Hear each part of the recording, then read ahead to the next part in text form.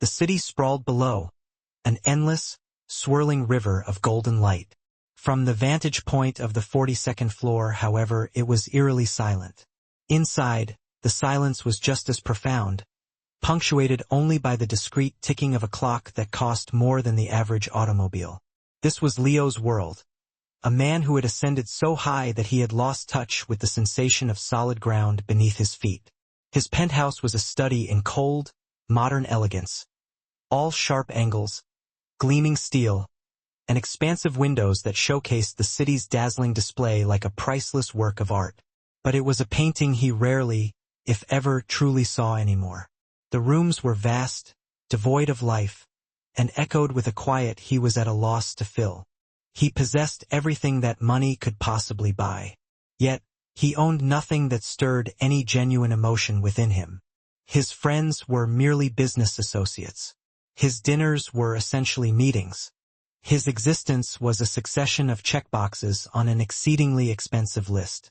Tonight, the list dictated, acquire art. His interior designer, a woman who communicated in hushed, weighty tones, had insisted that the expansive north wall required a statement piece, something imbued with soul. Leo had almost chuckled at the absurdity. What could a wall possibly know about possessing a soul? Nonetheless, he had acquiesced because it provided him with something to do, a pretext for donning the custom-tailored black suit and venturing out into the cacophony he had become so adept at disregarding. The gallery presented a different kind of quiet, a hushed, reverential ambience filled with the soft rustling of expensive fabrics and the delicate clinking of champagne flutes. Leo navigated the crowd with effortless grace, sporting a faint, polite smile that never quite reached his eyes. He acknowledged the presence of other affluent individuals with a subtle nod, exchanging a few vapid remarks about market trends and summer residences, all while his gaze drifted listlessly over the artwork adorning the walls. There were vibrant splashes of color, abstract forms, and dramatic landscapes, but none of them evoked any response within him. They were simply objects, more possessions. He was beginning to succumb to the familiar weight of disappointment, the disheartening realization that the world once again had nothing novel to offer him when he rounded a corner into a smaller, less congested room. And there he stopped dead in his tracks, his breath hitched in his throat for a fleeting moment. It wasn't a particularly large painting, but it commanded the entirety of the wall. It depicted a sky, but not a serene one. It was a turbulent, impassioned explosion of color. Dark, bruised purples and deep blues swirled together like a tempestuous sea. But cutting through the very core of it all was a brilliant, defiant slash of gold, the color of sunlight valiantly piercing through the densest of storm clouds. It wasn't pretty in the conventional sense. It was powerful. It was violent and beautiful simultaneously. For the first time in what felt like an eternity, Leo was gazing at something that transcended mere objecthood. He was experiencing something. A deep, resonant ache, a recognition of a storm raging within his own being. He stood there, transfixed, the ambient noise of the gallery fading into a muted hum, utterly captivated by the battle between light and darkness unfolding on the canvas. It was only after what seemed like an extended moment that he noticed the woman standing slightly to the side of the painting. She wasn't observing the crowd. Her gaze was fixed intently on her own creation, a soft, almost anxious crease etched between her brows. She was beautiful, but in a manner that was markedly different from the impeccably polished individuals surrounding her. Her hair was the color of rich honey, cascading in soft waves around her shoulders. She was wearing a simple dark blue dress, and she nervously fidgeted with a silver ring on her finger. He surmised that this must be the artist. The gallery owner, a suave man in a sharply tailored suit, materialized at Leo's elbow. "Ah, Mr. Thorne, I see you've discovered Aurora's piece.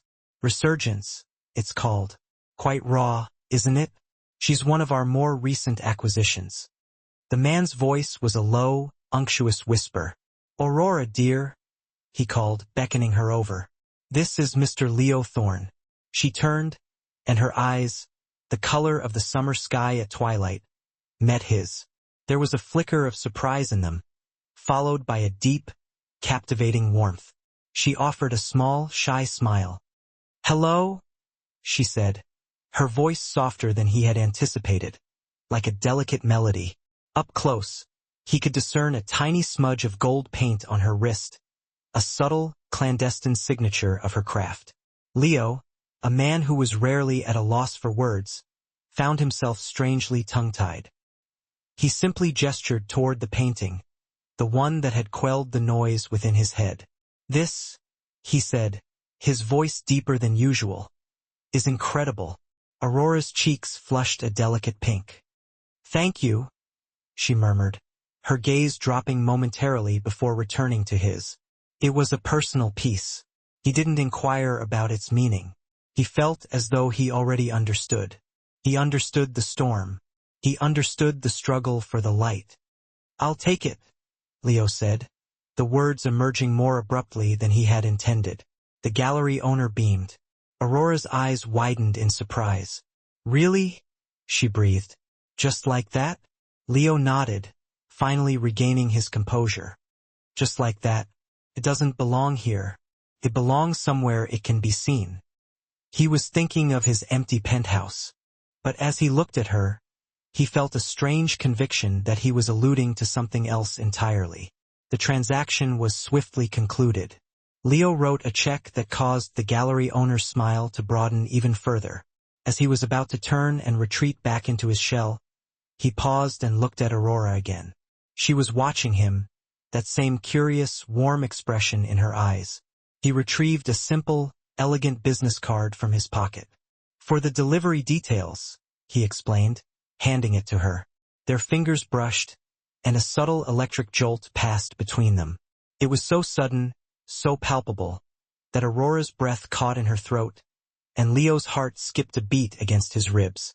The air around them seemed to crackle and grow warm. For a long moment, they simply gazed at each other, the noise and the people surrounding them dissolving into a blurred background. The storm depicted in the painting, it seemed, was only the beginning. The days that followed the art show possessed a strange, new quality for Leo. The city outside his windows remained the same. The meetings in his glass-walled office were unchanged. But the silence within his penthouse felt different. It was no longer just an empty space. It was a space awaiting fulfillment. The blank wall where Aurora's painting, Resurgence, was soon to hang seemed to accuse him of his own isolation. He found his thoughts wandering at the most inopportune moments during board summaries and financial projections, not to numbers or strategies, but to a pair of summer sky eyes and a small, defiant smudge of gold paint on a delicate wrist. The memory of that electric spark when their hands had touched was a persistent echo in his mind, a sensation so vivid and unfamiliar that it was almost disorienting. He was a man who dealt in intangible assets and acquisitions. Yet, he was now preoccupied with a feeling, a ghost of a connection that had lasted only a few seconds. He told himself that his interest was purely professional, that he was a patron of the arts, that he simply wanted to ensure the safe delivery of his new acquisition. But the truth, a truth he was hesitant to fully acknowledge even to himself, was that he longed to hear her voice again. He wanted to ascertain whether the warmth he had glimpsed in her gaze was genuine or merely a trick of the gallery's carefully curated lighting. It was this internal debate that prompted him, 3 days later, to pick up his private phone, the one with a number known to very few. He held Aurora's simple business card, the paper feeling flimsy and insignificant in his hand. Yet, it felt heavier than any contract he had ever signed. He dialed the number, the clicks of the digits sounding unnaturally loud in the stillness of his study.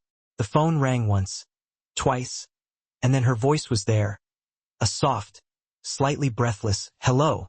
It possessed the same musical quality he remembered, and he felt an utterly irrational surge of relief. He introduced himself, his own name feeling formal and awkward on his tongue. Leo Thorne. There was a brief pause on the other end, a heartbeat of silence during which he feared she had already forgotten him. But then her response was warm, tinged with a hint of pleasant surprise. "The man who buys storms," she said, and he could detect the smile in her voice. The phrase resonated with him. It was so perfectly, uniquely her. He cleared his throat, adhering to his prepared, professional script. He inquired about the painting's delivery timeline, but then, before he could lose his nerve, he deviated sharply from the script. He asked her if she would be open to discussing the possibility of a commission, a companion piece for the painting, over dinner. He emphasized that it would be a business dinner, a quiet place where they could converse without the ambient noise of a gallery.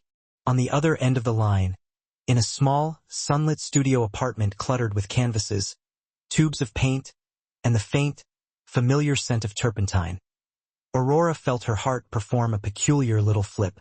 She was standing amidst her own chaotic world, wearing an old, paint-stained shirt, and the voice of Leo Thorne, a man who inhabited a universe of penthouses and private galleries, felt like a transmission from another planet. Her initial reaction was a flutter of panic. A dinner with him? She contemplated the cautious, controlled way she had to navigate her life, the secret she carried with her every single day like a hidden weight.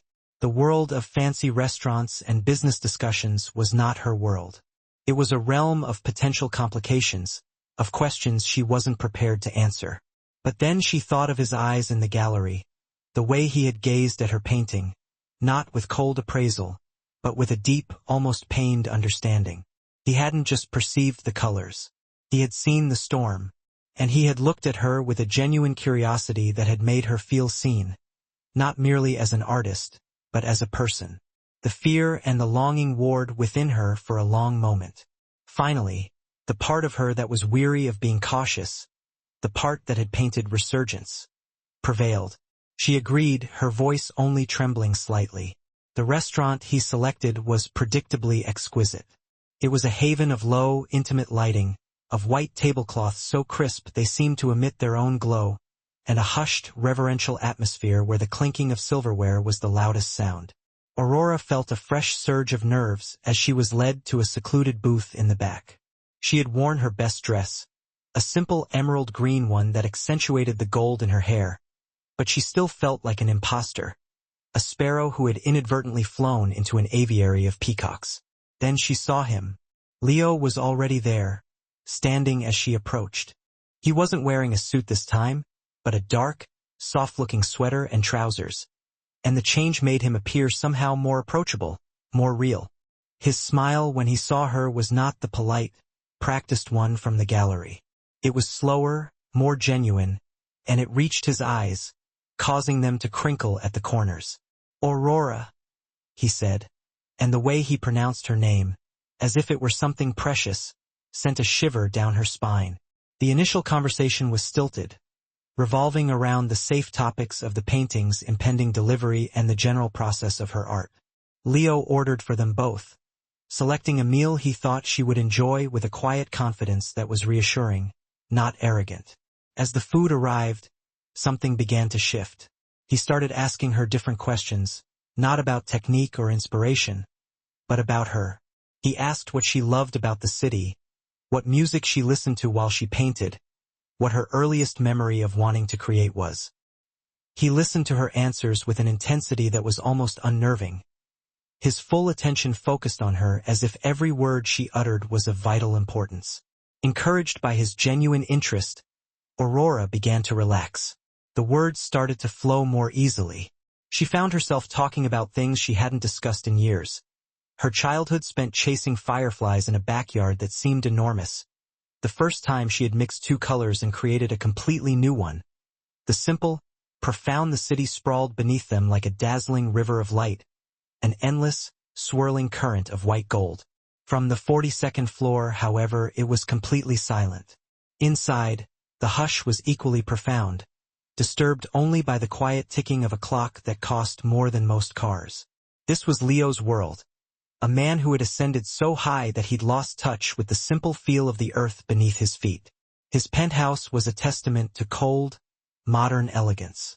Its sharp angles, polished steel surfaces, and expansive windows showcased the city's brilliance like a living painting. But it was a painting he rarely even noticed anymore. The rooms were vast, vacant, and echoed with a stillness he couldn't seem to banish. He possessed everything that money could buy, yet nothing he owned sparked any real emotion within him. His friends were primarily business associates. His dinners were essentially meetings.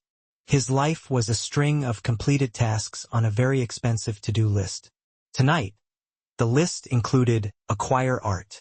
His interior designer, a woman known for her hushed, authoritative pronouncements, had insisted that the newly renovated north wall demanded a statement piece, something with soul. Leo had almost laughed at the absurdity of the idea. What did a wall know about soul? But he had agreed because it was something to do, a valid reason to don his custom-tailored black suit and venture out into the chaos he had become so adept at ignoring.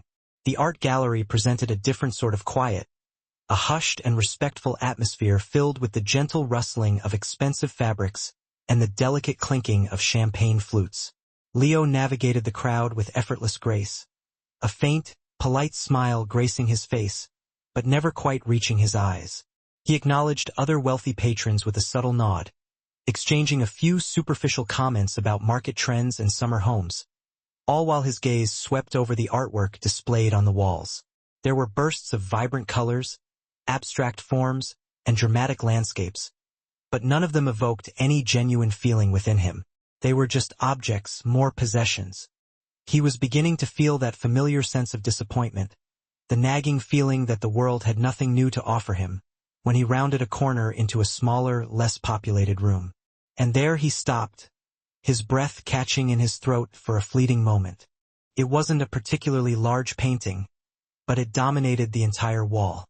It depicted a sky, but not one of peace and serenity. It was a turbulent, impassioned eruption of color. Dark, bruised purples and deep blues swirled together like a tempestuous sea. But cutting through the center of it all was a brilliant, defiant streak of gold, the color of sunlight heroically battling its way through the darkest storm clouds. It wasn't conventionally pretty. It was powerful. It was violent and beautiful simultaneously. For the first time in what felt like forever, Leo was looking at something that transcended its mere existence as an object. He was feeling something, profound, resonating ache, a recognition of the internal storm that raged within his own being. He stood there, transfixed, the ambient noise of the gallery receding into a dull hum, utterly captivated by the struggle between light and darkness played out on the canvas. Only after what seemed like an eternity did he notice the woman standing slightly to the side of the painting. She wasn't focused on the crowd. Her eyes were fixed on her own creation, a soft, almost worried crease etched between her brows. She was beautiful, but in a way that was completely distinct from the polished perfection of the people around her. Her hair was the shade of rich honey, cascading in soft waves around her shoulders. She wore a simple, dark blue dress and nervously twisted a silver ring on her finger. This, he realized, must be the artist. The gallery owner, a sleek man in a sharply tailored suit, materialized at Leo's elbow. "Ah, Mr. Thorne, I see you've discovered Aurora's piece. Resurgence, it's called. Quite raw, isn't it? She's one of our newer talents." The man's voice was a low, unctuous murmur. "Aurora, dear," he called, beckoning her over. "This is Mr. Leo Thorne." She turned, and her eyes, the color of the summer sky at twilight, met his. There was a flicker of surprise in them, followed by a deep, captivating warmth. She offered a small, shy smile. "Hello," she said, her voice softer than he had anticipated, like a delicate melody. Up close, he noticed a tiny smudge of gold paint on her wrist, a secret signature of her craft. Leo, a man rarely at a loss for words, found himself strangely speechless. He simply gestured towards the painting, the one that had silenced the cacophony in his mind. "This," he managed, his voice lower than usual. "This is incredible." Aurora's cheeks flushed a delicate pink. "Thank you," she murmured, her gaze dropping momentarily before returning to his. It was a personal piece. He didn't need to ask what she meant. He felt like he already understood. He understood the storm. He understood the struggle for light. "I'll take it," Leo said, the words escaping more abruptly than he intended. The gallery owner beamed, his smile widening. Aurora's eyes widened in shock. "Really?" she breathed. "Just like that?" Leo nodded, finally regaining his composure. Just like that. It doesn't belong here. It belongs somewhere it can be seen. He was thinking of his empty penthouse, but as he looked at her, he felt a strange conviction that he was referring to something else entirely. The transaction was quickly finalized. Leo wrote a check that caused the gallery owner's smile to stretch even wider. As he was about to turn and retreat back into his carefully constructed shell, he paused and looked at Aurora again. She was watching him, that same curious, warm expression in her eyes. He retrieved a simple, elegant business card from his pocket. "For the delivery details," he explained, handing it to her. Their fingers brushed, and a distinct electric jolt surged between them.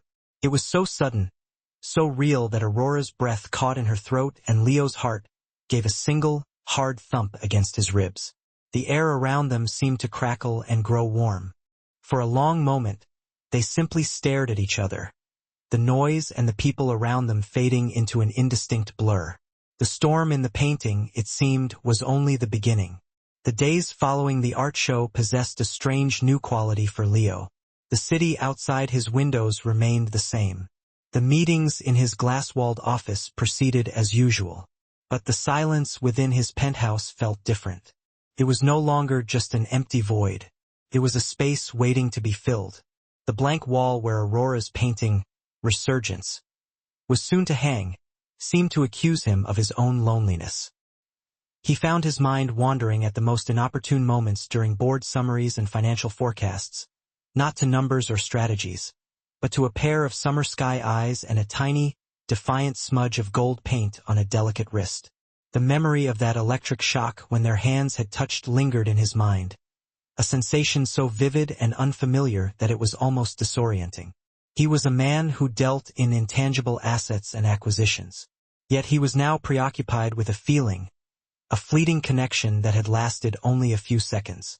He told himself that his interest was purely professional, that he was merely a patron of the arts, and that he simply wanted to ensure the safe delivery of his new acquisition.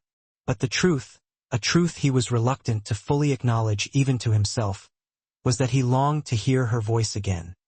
He wanted to know if the warmth he had seen in her eyes was genuine or merely a trick of the gallery's carefully curated lighting. It was this internal conflict that led him 3 days later to pick up his private phone, the one with a number known only to a select few. He held Aurora's simple business card, the paper feeling flimsy and insignificant in his hand, yet somehow heavier than any contract. He dialed the number, the clicks of the digits sounding unnaturally loud in the stillness of his study. The phone rang once, twice, and then her voice was there, a soft, slightly breathless, "Hello." It possessed the same musical quality he remembered, and he felt a completely irrational sense of relief. He introduced himself, his own name sounding formal and awkward on his tongue. Leo Thorne. There was a brief pause on the other end, a heartbeat of silence during which he feared she had already forgotten him. But then her response came, warm and laced with a hint of pleasant surprise. "The man who buys storms," she said, and he could hear the smile in her voice. The phrase resonated with him. It was so perfectly, uniquely her. He cleared his throat, sticking to his carefully prepared, professional script. He inquired about the painting's delivery schedule, but then, before he could lose his nerve, he veered sharply from the script. He asked her if she would be willing to discuss the possibility of a commission, a companion piece for the painting, over dinner. He emphasized that it would be a business dinner, a quiet place where they could talk without the distractions of a gallery. On the other end of the line, in a small, sunlit studio apartment cluttered with canvases, tubes of paint, and the faint, familiar scent of turpentine, Aurora felt her heart flutter in her chest. She was standing amidst her own chaotic world, wearing an old, paint-stained shirt, and the voice of Leo Thorne, a man who existed in a universe of penthouses and private galleries, sounded like a transmission from another planet. Her initial reaction was a surge of panic. A dinner with him? She thought of the careful, controlled way she had to live her life, the secret she carried with her every single day like a hidden weight. The world of fancy restaurants and business discussions was not her world. It was a realm of potential complications, of questions she wasn't prepared to answer. But then she remembered his eyes in the gallery, the way he had looked at her painting, not with cold evaluation, but with a deep, almost painful understanding. He hadn't simply seen the colors. He had seen the storm, and he had looked at her with a genuine curiosity that had made her feel seen, not just as an artist, but as a person. Fear and longing battled within her for a long moment. Finally, the part of her that was weary of being cautious, the part that had painted resurgence, won out. She agreed, her voice trembling only slightly. The restaurant he selected was predictably exquisite.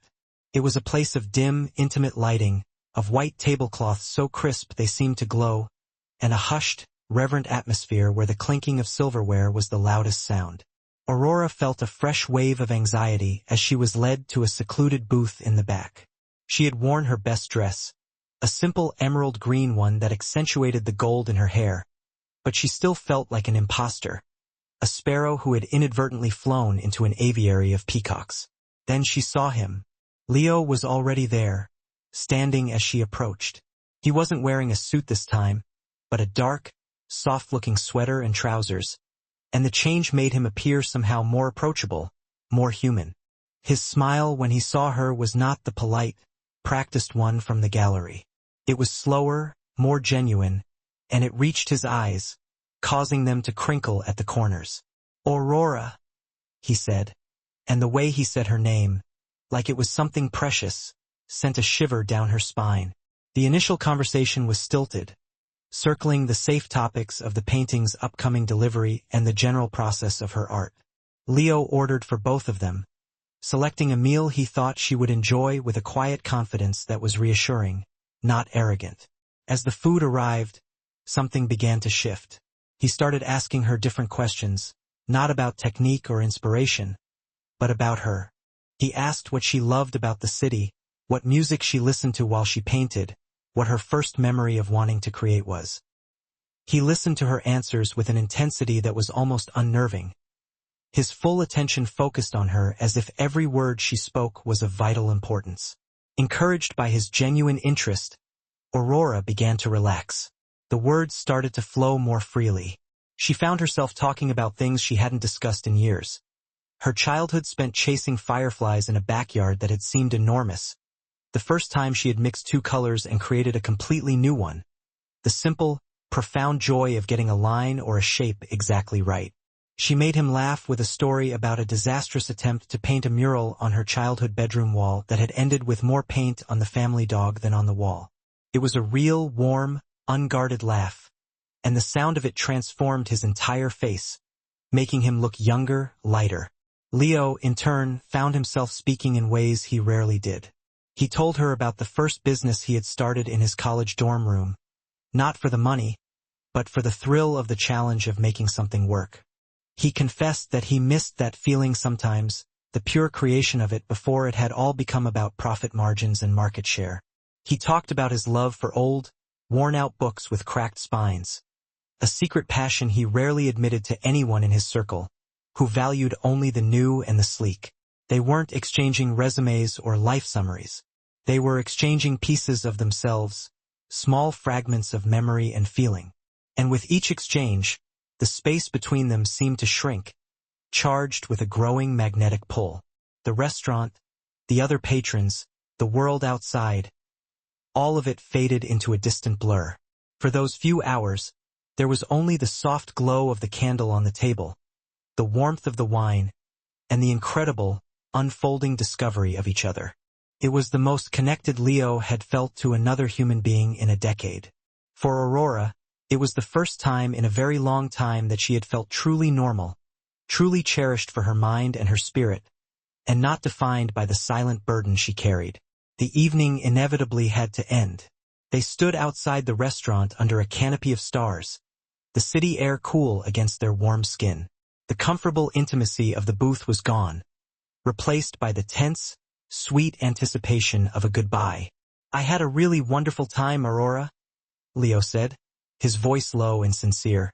He meant it with every fiber of his being. "So did I," she replied, her smile soft and a little dazed, as if she, too, couldn't quite believe the night had been real. He offered to call his driver for her, but she declined, saying she lived nearby and preferred to walk. It was as she took a step to leave that it happened.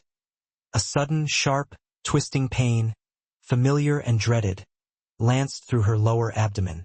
It was a pain she knew all too well, a cruel reminder that her body was not entirely her own. She couldn't suppress the faint gasp that escaped her lips, or the slight stumble in her step as her hand flew instinctively to her side. Her face, which had been glowing with happiness just moments before, paled noticeably. Leo was at her side in an instant, his hand gently but firmly on her arm to steady her. His brow was furrowed with immediate concern. "Aurora, what is it? What's wrong?" The worry in his voice was so raw, so unprotected, that it undid her. The wall she had so carefully maintained all evening crumbled. The fear of his reaction warred with a desperate, overwhelming need for him to know the truth about her, the whole unvarnished truth. She looked up at him, her summer sky eyes now clouded with pain and vulnerability. She took a shaky breath. "Leo," she began, her voice barely a whisper. "There's something I need to tell you. I have a sickness. There's something inside me that causes me a lot of pain sometimes, and on the bad days it can make me bleed." She forced herself to hold his gaze, bracing herself for the flicker of pity, of disgust or worse, the polite withdrawal she had witnessed so many times before. She was offering him her deepest, most vulnerable secret, and she was terrified that it would be the last thing she ever gave him. The week following their dinner was a study in exquisite tension for Leo. The memory of Aurora's confession hung in the air of his penthouse, a fragile, precious thing he was afraid to break. He had replayed the moment in his mind countless times. The way her brave facade had shattered, the raw fear in her eyes as she had revealed this intimate and painful truth about her body. His response, the simple act of holding her hand, had felt like the most important thing he had ever done. It wasn't pity he had felt. It was a fierce, surprising surge of protectiveness. He found himself thinking not of the illness, but of the immense courage it must take for her to live with it, to create such beauty while carrying such a private burden. He sent her flowers the next day. Not a grand, ostentatious bouquet, but a simple, elegant arrangement of white orchids with a note that read only, "Thank you for telling me." Her response, a single text message, "Thank you for listening," felt like a door, once firmly locked, being eased open just a crack. The painting, Resurgence, was delivered and hung on the vast, empty wall. The workman had left, and Leo stood alone in the cavernous living room, gazing at the tumultuous sky. It was different now. He no longer just saw a storm. He saw her storm.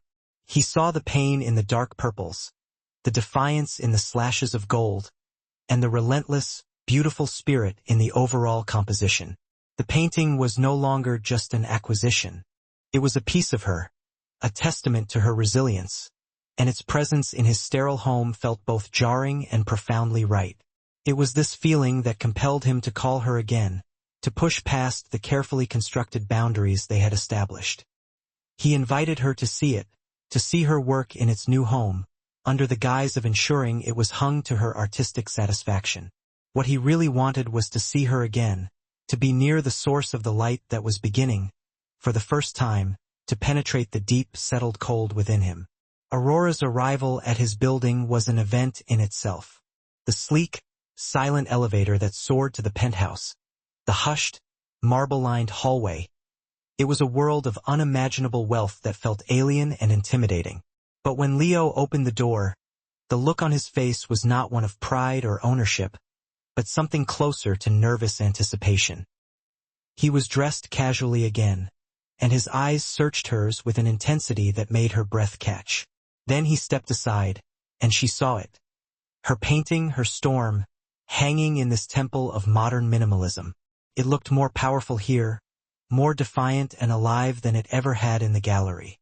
The sight of it, of her private struggle displayed so publicly, yet so perfectly understood in this private space, brought a sudden, unexpected sting of tears to her eyes. "It belongs here," she whispered, and she wasn't just talking about the art. He gave her a tour, but it was perfunctory. The conversation was light, filled with unspoken things. He asked about her day. She asked about his work. But the air between them was thick with a charge that had been building since their hands first touched in the gallery. Every casual brush of his arm against hers as they walked sent a jolt through her system. Every time he looked at her, she felt seen in a way that was both terrifying and exhilarating. They ended up back in the living room, standing before the painting as the sun began to set, painting the real sky outside the window in hues of orange and pink that competed with the violent beauty on the wall. The city below began to sparkle to life, a mirror of the stars beginning to appear above. A comfortable silence fell between them, but it was a silence brimming with potential. He suggested a movie, something to break the tension, and she agreed. He dimmed the lights, and the vast room was illuminated only by the massive screen and the glittering cityscape beyond the glass. They sat on the large, soft sofa, a respectful distance between them at first. The movie, a romantic comedy, played on, but neither of them was watching. Aurora was acutely aware of every breath he took, of the scent of his cologne, clean and spicy.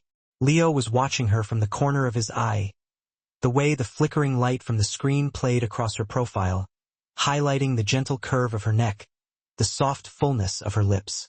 The desire to touch her, to close the small, vast distance between them, was a physical ache in his chest. It was a feeling so long forgotten, so thoroughly buried under years of transactional relationships, that its return was almost overwhelming. It was Aurora who moved first. She shifted slightly, turning towards him, her eyes meeting his in the semi-darkness. In their depths, he saw no fear, no hesitation, only a reflection of his own consuming want. That was all the permission he needed. He reached out, his hand moving slowly, giving her every opportunity to pull away. His fingers gently brushed a stray strand of honey-colored hair from her cheek, tucking it behind her ear. The touch was feather-light, but it sent a tremor through both of them. Her eyes fluttered closed for a brief second. He leaned in, his movements deliberate and slow. His gaze locked on hers, asking a silent question. Her answer was a soft, almost imperceptible nod, and a sigh that escaped her parted lips. The first kiss was not rushed or frantic. It was a discovery. It was soft and searching, a tender exploration that held the weight of all their unspoken conversations, their shared understanding, their burgeoning connection. It tasted of wine and vulnerability and a hope so bright it was almost painful. When they finally broke apart, they were both breathless, but it was only the beginning. The careful restraint they had both maintained shattered in that instant. The second kiss was deeper, more insistent, fueled by a hunger that had been simmering beneath the surface for weeks. His hands came up to cradle her face, his thumbs stroking her cheeks as his mouth moved over hers with a passionate intensity that stole the air from her lungs. Her hands found their way into his hair, pulling him closer, her body arching into his. There were no more words. The movie was forgotten. The city outside was forgotten. There was only the dimly lit room, the soft fabric. Closer than ever to the point of merging with the fabric of the sofa that supported him, he felt an overwhelming, immediate urgency to be as physically close as two people could possibly be. Clothes were removed not with clumsy uncertainty, but with a reverent, almost frantic haste. Each newly exposed inch of skin felt like a profound revelation. He was defined by firm planes and coiled strength, in contrast to her all softness and delicate curves. When he finally entered her, it was a seamless joining that elicited cries from them both. It didn't feel like a first encounter but more like a long-awaited homecoming. It was both an act of claiming and a simultaneous surrender. The world contracted to the confines of that sofa, to the sensation of his skin pressed against hers, the sound of their ragged breaths intermingling, the sight of her face, flushed with pleasure and amazement, becoming indelibly etched into his memory. The unfolding night became a blur, a timeless expression of raw passion. They made love a second time on the sofa, but at a more measured pace, more exploratory, as they learned the nuances and reactions of each other's bodies. Then a third time followed later, bathed in the gentle light cast by the bedside lamp in his bedroom. where he reverently explored every inch of her with his hands and mouth, mapping the landscape of her body, committing every sensation to memory. A fourth time came in the early hours of the morning, driven by a dreamlike urge to reassure themselves of the other's continued presence. A fifth time occurred as the first streaks of gray light appeared in the sky, a lazy, languid merging that was more about profound connection than reaching a climax. A sixth time was a quick, breathless encounter against the cool surface of the window. The sleeping city stretched out beneath them, an unwitting, silent witness to their intense passion. And finally, a seventh time as the sun fully rose, casting long golden rays across the rumpled sheets. This final encounter was tender, almost heartbreakingly sweet, a slow, deep, quiet union that seemed to seal a promise that neither of them had yet spoken aloud. It was a night of sevenfold discovery, a physical conversation that spoke volumes of longing, acceptance, and a shared, desperate hope. For Aurora, it marked the first instance where she had surrendered herself so completely, without reservations or the dark shadow of her illness casting a pall over the moment. For Leo, it represented the first occasion he had brought a woman to his bed and not felt utterly alone in the aftermath. As they finally collapsed, exhausted and intertwined in each other's arms, the world outside began to stir to life.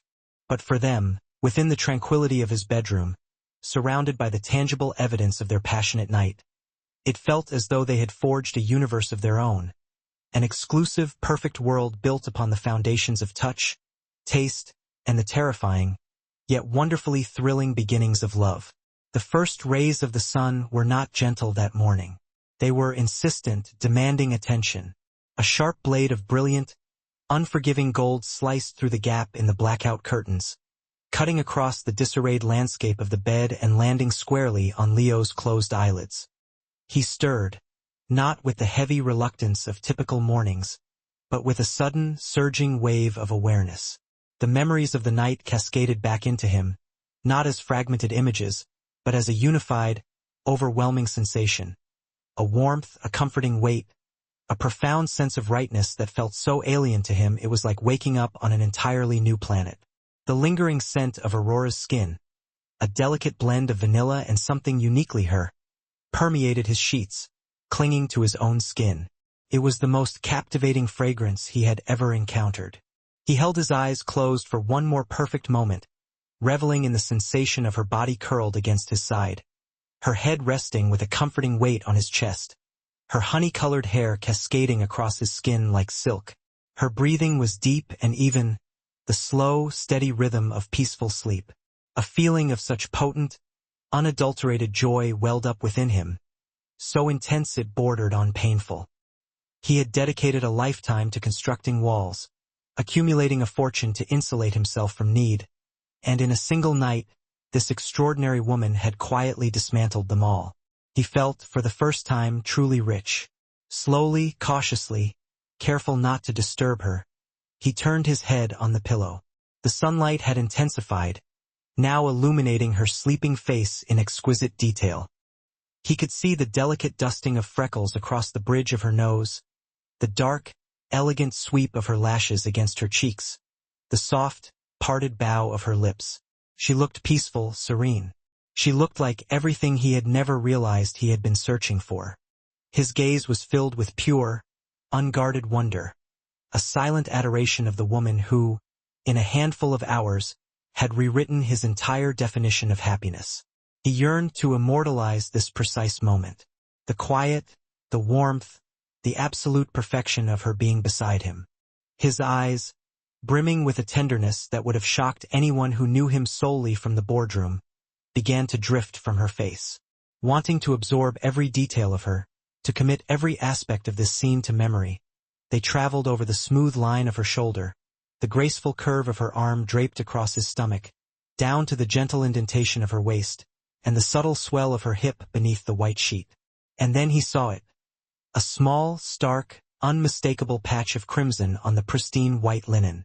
It was no larger than a coin, but to Leo, in that pivotal moment, it might as well have been a vast, spreading sea of red. The sight was so jarring, so violently out of place within his newfound bliss, that his entire body became rigid, unyielding. The gentle, adoring expression on his face vanished abruptly, wiped clean in an instant and replaced by a blank, frozen mask. His breath hitched in his throat and then ceased altogether. His mind, typically a whirlwind of calculations and strategies, went utterly, terrifyingly silent. It wasn't a rational thought process that took over, but a primal, visceral reaction. The blood wasn't merely an abstract concept. It was a stark, physical reminder of the secret she had confided in him on the street corner. It was the tangible manifestation of her pain, her illness, her vulnerability. The joy he had felt just moments before curdled into a cold, sharp fear that lanced through him with the force of a physical blow. This was real. Her pain was real. The threat to this fragile, beautiful thing they had just created was real. He wasn't disgusted. He wasn't repulsed. He was terrified. The sight of that small stain seemed to make the entire world feel fragile. Made her feel fragile. And the mere thought of anything harming her, of losing this newfound feeling, was so paralyzingly awful that his brain simply short-circuited. He froze, his eyes locked on the red stain, his body as still as stone. Aurora stirred. The change in him was so profound that it permeated her sleep. The warm, relaxed muscle of his chest beneath her cheek had transformed into unyielding granite. The comforting rhythm of his breathing had stopped. She murmured something soft and sleepy, her eyes fluttering open. The first thing she saw was the city skyline, bathed in the golden light of the morning sun. A slow, contented smile began to form on her lips as the memories of the night washed over her. She felt cherished. She felt whole. She turned her head on his chest to look up at him, eager to share a sleepy, intimate smile, and the smile died before it could fully bloom. She saw his face. She saw the frozen, distant look in his eyes, the complete lack of recognition within them. He was looking right past her, his gaze fixed on a point somewhere beside her. Confused, she followed his line of sight, and her own heart stopped. There, on the sheet, was the undeniable evidence of her body's betrayal, the small, familiar stain that had been a source of so much shame and fear for years. In the warmth and passion of the night, in the sheer, unadulterated joy of being with him, she had momentarily forgotten. She had allowed herself to believe, for one perfect night, that she was simply a woman and he was simply a man. The sight of the blood, and his frozen, horrified reaction to it, was like a splash of ice water, a brutal return to a reality she could never truly escape. The silence in the room was no longer comfortable, intimate. It was heavy, suffocating, screaming with unspoken horror, unspoken dread. She watched as he finally, slowly dragged his gaze from the stain to her face, but the look in his eyes wasn't the tender, protective one she had seen in the restaurant. It was the stunned, shocked look of a man who had witnessed something he desperately wished he could unsee. In that elongated, agonizing second, her mind, sharpened by years of anticipating rejection, interpreted his fear as disgust. His paralysis felt like a final, damning verdict. The most beautiful night of her life was now being viewed through the distorted lens of her greatest insecurity. The fragile castle of hope and belonging she had painstakingly built in her heart over the past weeks. A castle that had felt so strong and real just moments ago, crumbled into dust, reduced to nothing. A sound escaped her, a small, wounded whimper that was barely audible. It was the sound of her heart breaking. She jerked away from him, scrambling back on the bed, instinctively pulling the sheet with her to cover herself, her movements frantic with a fresh, searing pain that dwarfed any physical ache her sickness had ever caused her.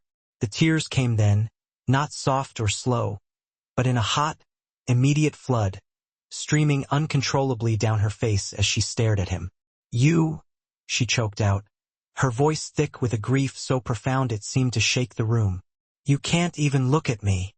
She saw the confusion in his eyes, the beginning of a protest forming on his lips, but she was beyond hearing it. Her worst fear had been realized in the most intimate, most vulnerable way imaginable. "I knew it," she sobbed, the words tearing from her throat. "I knew you couldn't stand to see the real me." And with that, She launched herself from the bed, snatching her discarded clothes from the floor, her body shaking with violent, silent sobs. She didn't look back.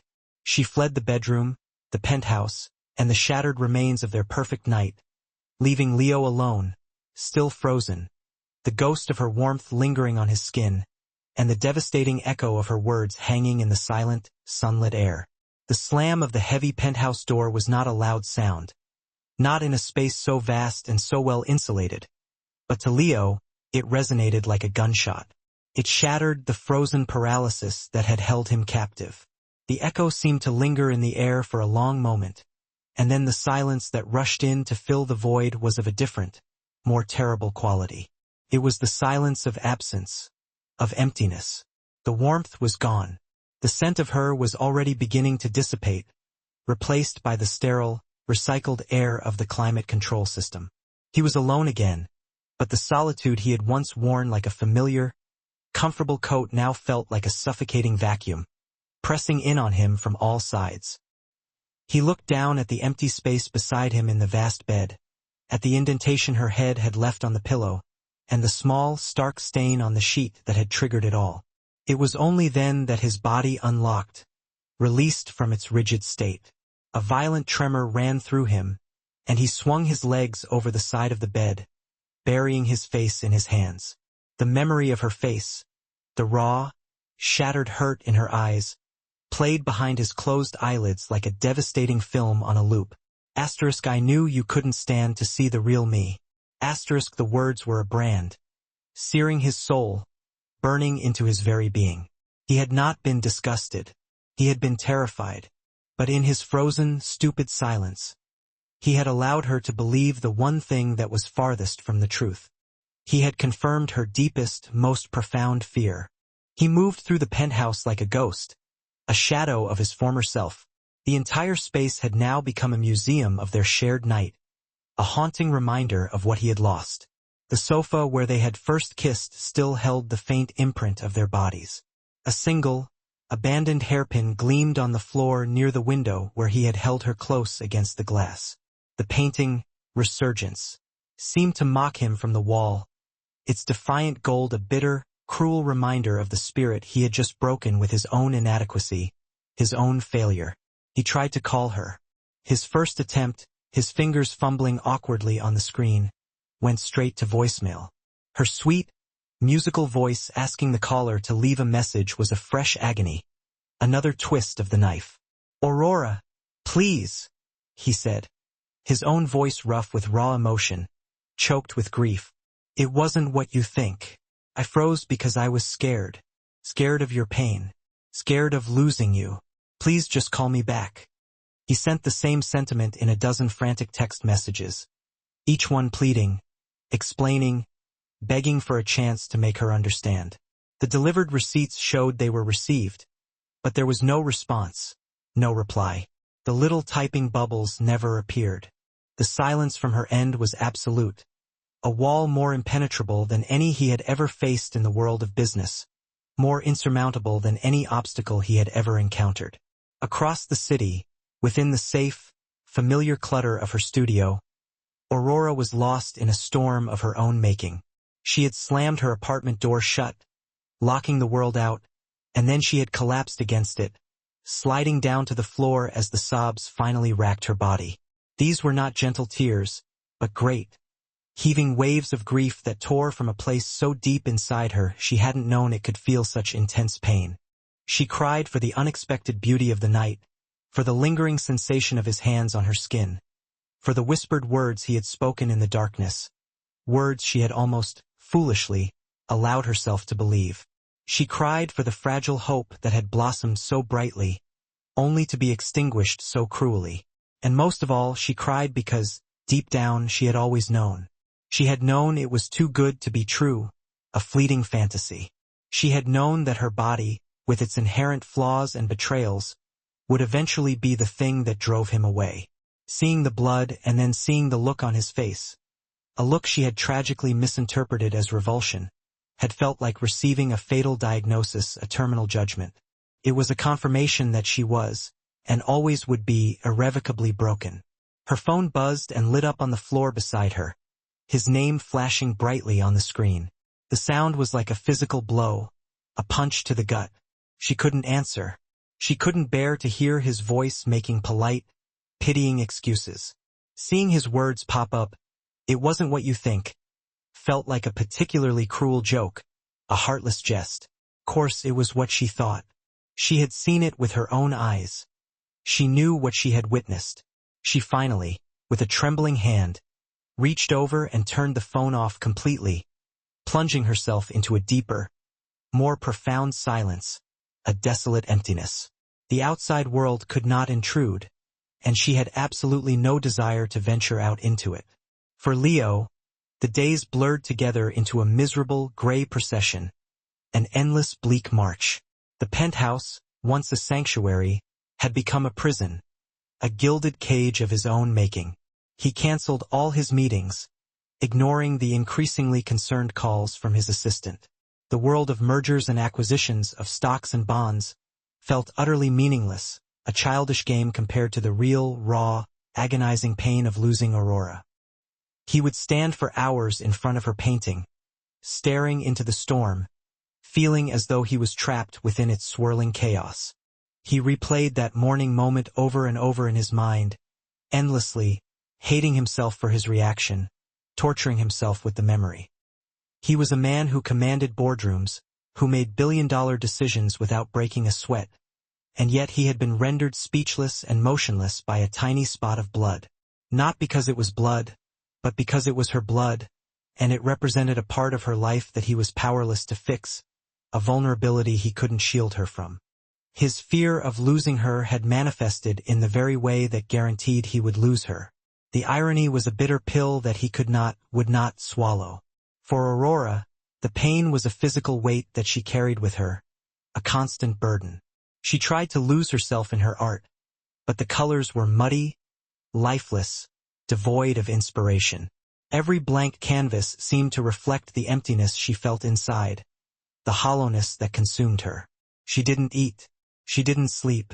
She just moved listlessly through the small rooms of her apartment, a ghost haunting her own life, surrounded by the vibrant, passionate art she had created.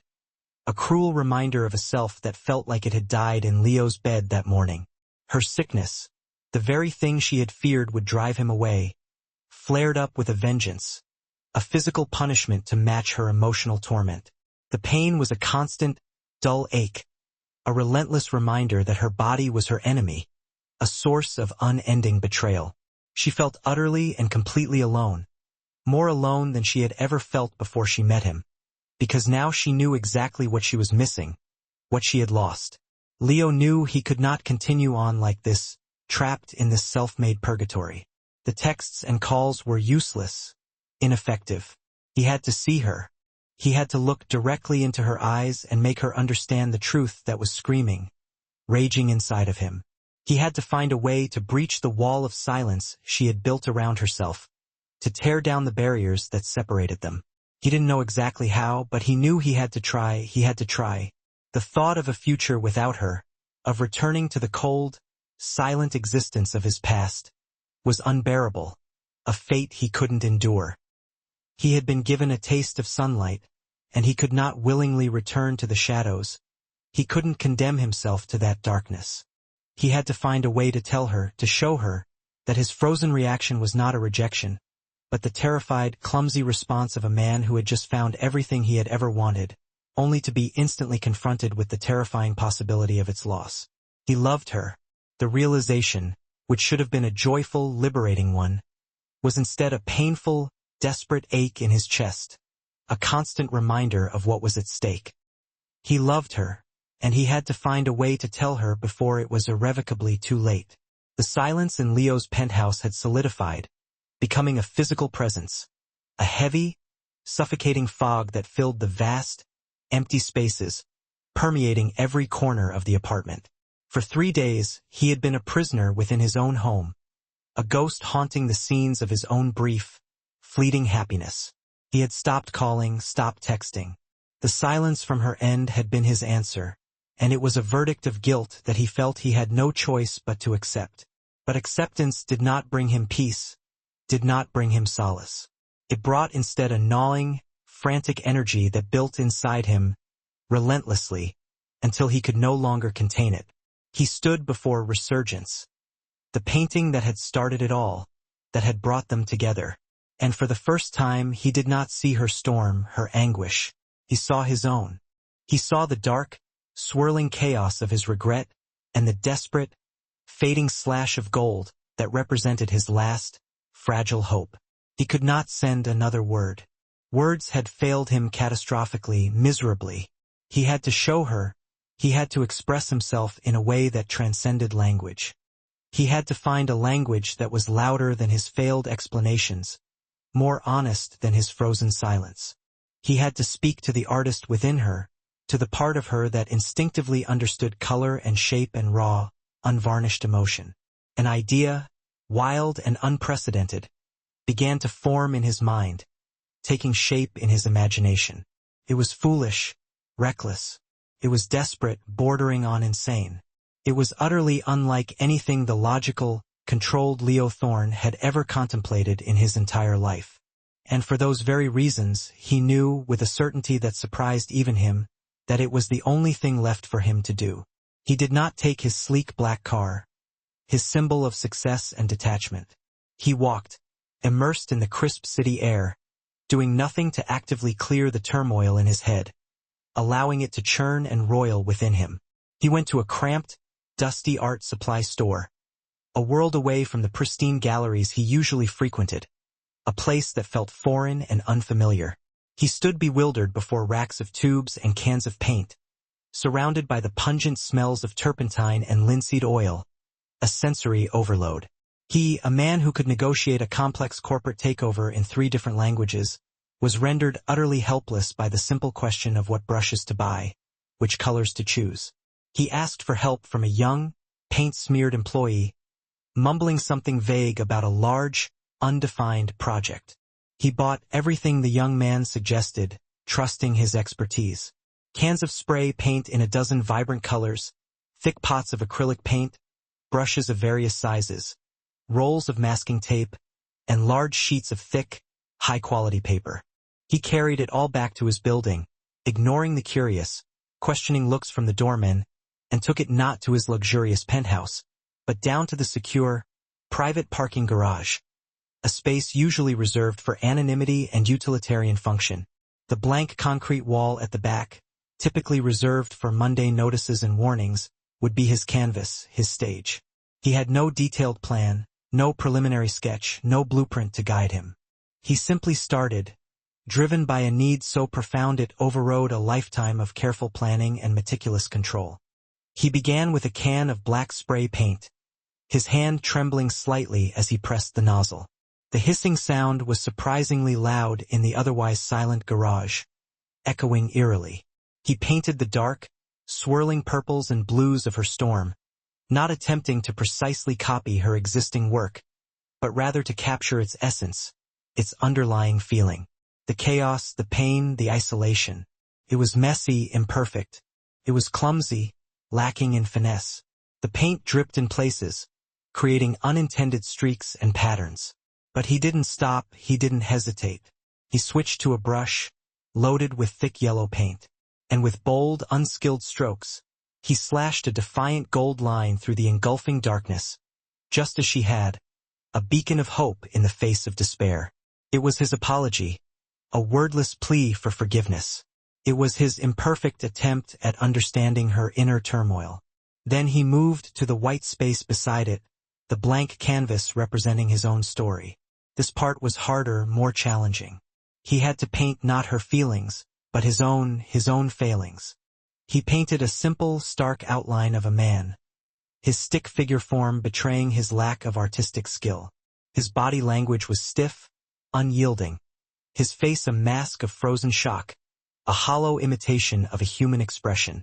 And next to that man, he painted a woman, her form turning away in an attitude of profound sorrow, a cascade of silver tears falling from her eyes that he painstakingly created with careful drips of gray paint, a physical representation of her anguish. This was his confession, his admission of guilt. This was the moment of his failure, rendered in brutal, honest simplicity, stripped bare of any excuses or justifications. His hands were stained with paint, a colorful mess. His expensive clothes, meticulously chosen and carefully maintained, were ruined with splatters of color, a permanent testament to his reckless act. But he worked with a single-minded focus, a fierce determination that he usually reserved for his most critical business deals, his most important negotiations.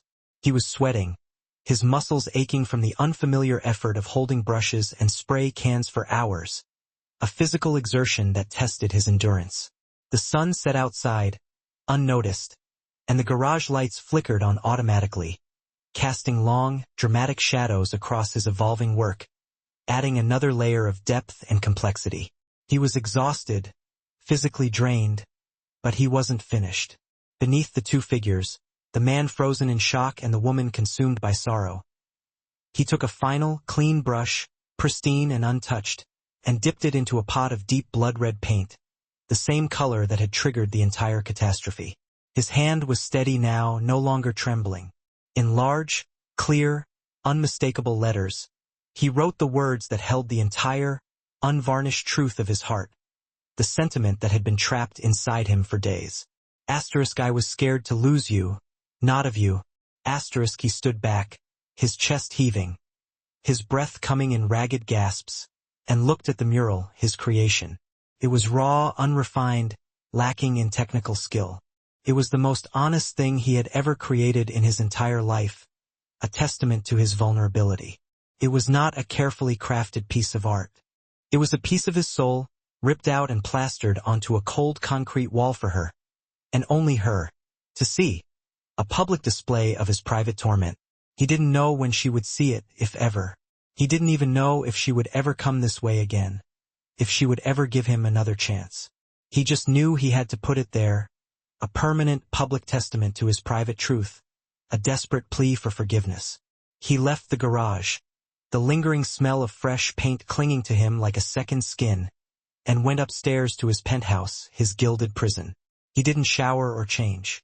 He sat in the dark living room, staring blankly at the twinkling city lights spread out before him, his heart a frantic drum against his ribs, his mind racing with a mixture of hope and despair, hoping against hope that his message in a language born of color and raw honesty would eventually find its way to her heart. The next morning dawned, and Aurora ventured out of her apartment for the first time in what felt like ages. A desperate craving for groceries, coupled with a valiant, almost dutiful attempt to reconnect with a world that had become desaturated and dull, propelled her forward. She deliberately chose a different route, steering clear of the streets that echoed with memories of him, each corner a painful reminder. Her head hung low, her shoulders slumped under the weight of her sadness, and a deep, hollow ache had taken root in her chest, a constant, dull throb. She was almost past his building, lost in her own world, when a sudden, violent splash of familiar color on the concrete wall of the lower-level garage entrance snagged her attention. It was pure reflex, the artist within her instinctively drawn to the composition, the bold statement. She slowed her pace, her gaze lingering on the chaotic yet powerful storm of emotions captured on the wall, the defiant slash of gold that cut through the darkness. Her breath hitched in her throat. It was undeniably her style, her aesthetic. It mirrored her deepest feelings. Her artistic fingerprint was all over it. But it was also rougher, more raw, more desperate than anything she would have created in cold blood. Her eyes continued their journey, taking in the two figures dominating the mural, the frozen, statue-like man and the weeping woman beside him. The story they told, stark and unvarnished, was so achingly, intimately familiar that it struck her like a physical blow, a punch to the gut that left her breathless. And then she saw the words, scrawled in bold, angry red letters, the color of the painful rupture that had torn them apart. They spelled out a truth so simple, so incredibly profound, that it shattered the carefully constructed narrative of rejection she had built around her wounded heart. I was scared to lose you, not of you. The world seemed to tilt on its axis, throwing her equilibrium into chaos. The relentless noise of the city, the constant urban hum, faded into a muted background drone. She stood there, frozen in place, her feet seemingly rooted to the pavement, reading the words over and over, each repetition driving the message deeper into her soul. It wasn't disgust, not revulsion or repulsion. It was fear. Is fear. The same crippling fear that she herself carried. The same insidious doubt that gnawed at her insides. The wall she had painstakingly erected around her heart, brick by painful brick, over the agonizing past few days, crumbled into dust, reduced to nothing by those few, carefully chosen words. The tears that welled up now were not born of grief or self-pity, but of an overwhelming, breathtaking release. A dam finally bursting after being held back for far too long. She was still silently weeping, the tears tracing warm paths down her cheeks, when a shadow fell across her. She didn't need to turn around, didn't need visual confirmation. She could feel his presence, the almost tangible weight of his gaze on her. Slowly, with a sense of inevitability, she turned. He was standing just a few feet away, still wearing the paint-stained clothes he had probably thrown on in a hurry. His face etched with exhaustion, sleeplessness marking the delicate skin around his eyes. But more than that, his expression was one of desperate, vulnerable hope, a raw, unguarded emotion she had never witnessed there before. A crack in the facade she thought she knew so well. He didn't move, didn't speak a single word, didn't dare break the fragile spell that hung between them. He just looked at her, his eyes silently pleading, asking the same question his mural had so eloquently posed. "Leo," she whispered, her voice thick with unshed tears, barely audible above the city's din. That single word, his name falling from her lips like a tentative blessing, seemed to break the spell that had held him captive. He took a hesitant step forward, testing the waters, then another, slowly, deliberately closing the distance between them, inching his way back into her orbit. "Every word," he said, his voice rough with emotion, raw with sleeplessness and regret. His gaze locked on hers, unwavering in its intensity. "I was scared, Aurora, so terrified of that pain because it was a part of you, and the thought of anything hurting you, of losing you, paralyzed me. It was the most selfish, stupid fear, and I am so sorry." He reached out, his paint-stained hand hovering near her cheek, as if afraid to make contact, unsure if he was welcome, unwilling to risk rejection. "I love you, Aurora. All of you, the good days and the hard ones. I love you." Aurora looked from his desperate, honest face, a roadmap of his internal struggle, to the brutal, beautiful confession emblazoned on the wall behind him, a testament to his vulnerability. And then back to him, her gaze flitting between the two. She saw the truth of it, not just in the carefully chosen words, but in the messy, clumsy, magnificent effort of the mural itself, the sheer audacity of his artistic endeavor. He had stepped into her world, a world of vibrant color and overwhelming emotion, in a desperate attempt to find his way back to her, to bridge the gap he had created between them. She placed her hand over his, gently guiding his palm to her cheek, leaning into his touch, seeking the comfort of his presence. The warmth of his skin was like a bomb going off on her soul, igniting a fire that had been dormant for too long. "I love you, too," she said, the words feeling like a key finally turning in a long-locked door, unlocking a part of herself she had almost given up on. And in that moment, standing in the shadow of his grand, desperate gesture, surrounded by the pungent smell of paint and the hopeful sound of her own healing heart, they both knew, with a certainty that resonated deep within their souls, that the storm was finally, truly beginning to pass, its fury spent. The confession painted on the garage wall did not magically erase the hurt, did not undo the damage that had been done, but it did something far more important. It built a bridge back to each other, a fragile but sturdy connection that allowed them to find their way back from the brink. In the days and weeks that followed, Leo and Aurora learned to walk that bridge with careful, deliberate steps, each footfall measured and intentional. They talked, really talked, for hours on end, their conversations stretching late into the night.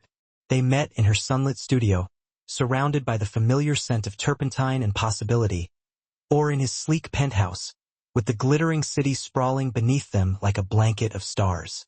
They spoke of their deepest fears with a new, raw honesty, stripping away the protective layers of carefully constructed facades. Leo confessed the deep-seated loneliness that had been the constant backdrop of his life, the pervasive emptiness that no amount of professional success or material wealth could ever fill, a void that had haunted him for as long as he could remember. He revealed how the sight of her blood, a vivid reminder of her vulnerability, had made that emptiness yawn wide open once more, terrifying him with the prospect of losing the one person who had ever made him feel truly seen, truly understood. Aurora, in turn, shared the daily reality of living with her condition, the constant, low-level anxiety that shadowed even her happiest moments, the endless doctor's appointments that punctuated her calendar, the days spent curled up on the sofa with a heating pad, battling waves of pain and fatigue, the profound, unsettling feeling of being a burden on those she loved. She let him see the unvarnished truth, the messy, unglamorous reality of her life, and he did not flinch, did not shy away from the challenge. He listened intently, absorbing every word, every nuance of her experience. He learned about her condition, asking thoughtful questions, seeking a deeper understanding. He made her tea when she was in pain, offering comfort in a tangible way, and he simply held her close when words were not enough, providing a silent, steadfast presence in the face of her suffering. He learned that love was not just about the grand, passionate gestures, the dramatic declarations of affection, but about the quiet, steadfast presence in the mundane, unglamorous moments, the everyday acts of kindness and support that formed the bedrock of a lasting relationship. Their love story, having weathered its first and most brutal storm, began to deepen and mature in the calm that followed, blossoming in the sunlight of understanding and acceptance. It was no longer a frantic, dazzling firework display, a fleeting burst of passion, but a steady, warming hearth, a source of constant comfort and unwavering support. Leo's sterile penthouse slowly transformed, shedding its austere, impersonal vibe. A second easel appeared next to Aurora's in her studio, where he would sometimes, clumsily but happily, attempt to paint under her gentle guidance, finding joy in the creative process, even if his artistic skills were somewhat lacking. Her vibrant, textured throw pillows, bursts of color and personality, found a home on his austere gray sofas, softening the hard edges of his carefully curated decor. The refrigerator, once stocked with minimalist, ready-made meals, reflecting his efficient but ultimately unsatisfying lifestyle, now held fresh ingredients for the dinners they cooked together, laughing over spilled flour and botched recipes, creating new memories in the heart of their home. His world gained color and warmth, embracing the beauty of imperfection. Her world gained a foundation of unwavering security, a sense of stability she had never known before. They traveled, not to five-star resorts and exclusive destinations catering to the elite, but to windswept coasts and misty mountains that Aurora wanted to paint, seeking inspiration in the raw beauty of the natural world. Leo, who had always traveled for business, his trips dictated by board meetings and financial deals, discovered the joy of seeing the world through an artist's eyes, of watching her face light up at the way the sunset painted a range of hills in fiery hues, of appreciating the subtle nuances of light and shadow. He was her biggest patron, her most ardent supporter, providing her with the resources and encouragement she needed to pursue her passion. But most importantly, he was her partner, her equal in every way. He loved every part of her, not in spite of her struggles, but as an integral part of the strong, beautiful, resilient woman she was, a woman who had overcome adversity and emerged stronger for it. Her bad days did not push him away, did not trigger his fear and send him running. They drew him closer, solidifying their bond, giving him a purpose that felt more meaningful, more fulfilling, than any business deal ever could, a sense of responsibility and devotion that transcended the material world. 2 years to the day after he had painted his desperate mural on the garage wall, a public declaration of his love and regret, Leo led a now healthy and glowing Aurora on a leisurely walk through the very same botanical gardens he had first taken her to on one of their early dates, a lifetime ago. It was a place of profound significance for them, a tangible symbol of their new beginning, of growth and nurtured beauty, a testament to the power of second chances. The air was sweet with the intoxicating scent of blooming jasmine and damp earth, a symphony of natural aromas that filled their senses. He led her to a secluded clearing, a hidden sanctuary dappled with sunlight filtering through the leaves, where a magnificent ancient willow tree wept its graceful branches towards a tranquil pond, its delicate limbs reaching towards the water like seeking hands. It was here, in this perfectly peaceful place, surrounded by the beauty of nature, that he stopped. He turned to her, taking both of her hands in his touch gentle but firm, reassuring. His heart was pounding in his chest, a frantic rhythm that echoed in his ears, but his hands were steady, his gaze clear and full of a love so profound it made her breath catch in her throat, a love that transcended words. He didn't launch into a grand, theatrical speech, didn't attempt to impress her with flowery language or empty promises. He simply looked into her summer sky eyes, the eyes he had fallen in love with in a crowded gallery a lifetime ago, the windows to her soul that had captivated him from the very beginning, and said her name, a simple utterance that carried the weight of 1,000 unspoken emotions. He then slowly, reverently, lowered himself to one knee, a traditional gesture imbued with deep meaning and respect. He pulled a small velvet box from his pocket, his movements deliberate and graceful. When he opened it, the diamond inside did not catch the light with a flashy blaze, did not scream for attention with its brilliance, but with a soft, steady, brilliant fire, a gentle luminosity that reflected their enduring love, a perfect mirror of their quiet strength and unwavering commitment. "You are the most beautiful thing that has ever happened to me," he said, his voice thick with emotion, barely a whisper above the gentle rustling of the leaves. "You are my storm and my sunlight. You are my resurgence, my rebirth. Will you do me the incredible honor of becoming my wife? Will you stay with me for all of our forevers?" Aurora's hands flew to her mouth in a gesture of surprise and overwhelming joy, but they could not contain the sob of pure, unadulterated happiness that escaped her lips, a sound of pure, unbridled emotion. Tears, but this time only tears of happiness, streamed down her face, tracing shimmering paths on her skin, as she looked from the ring, a symbol of their enduring love, to his hopeful, loving face, a beacon of unwavering devotion, and back again. There was not a single moment of hesitation, not a flicker of doubt in her mind. There was only the absolute, certain knowledge that this was where her life had been leading all along, that this moment was the culmination of their journey, the realization of their shared destiny. "Yes," she breathed, the word a whisper and a promise, a heartfelt affirmation of her love. "Yes, Leo, 1,000 times, yes."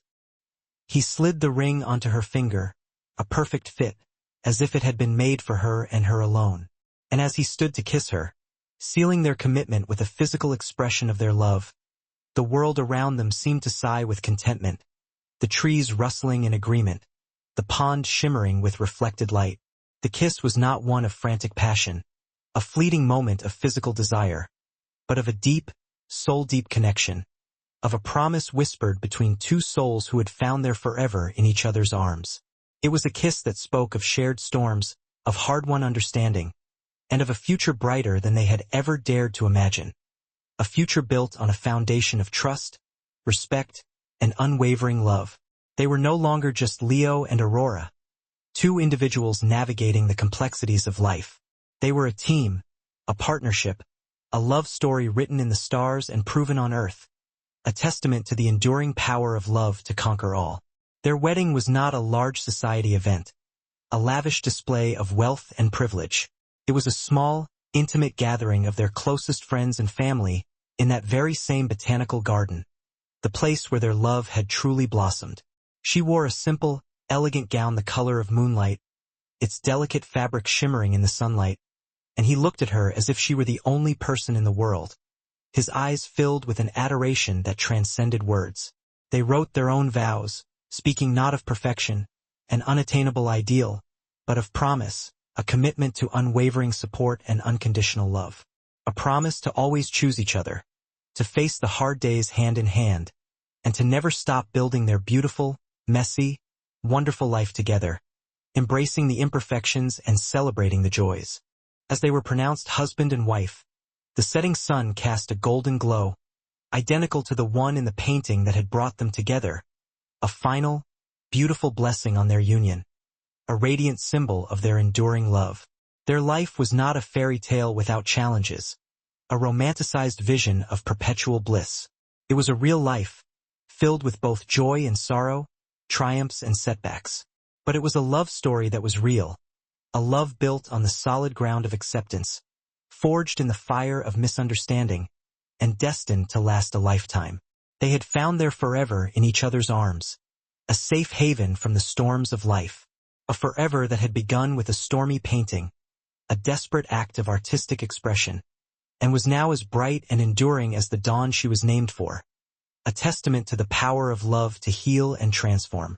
And so, the story of Leo and Aurora, the millionaire and the artist, reaches its happy ending, proving that true love isn't about being perfect, but about being perfectly understood, about finding someone who sees you, accepts you, and loves you for exactly who you are, flaws and all. Their journey may be complete, but countless other stories of heartache, passion, and forever are waiting to be discovered, waiting to be told. If you loved following Leo and Aurora's path to love, make sure to subscribe for more unforgettable romance stories, tales of love and loss, heartbreak and healing. Let us know in the comments which moment of their love story touched your heart the most, which scene resonated with you on a personal level, and what lessons you learned from their journey.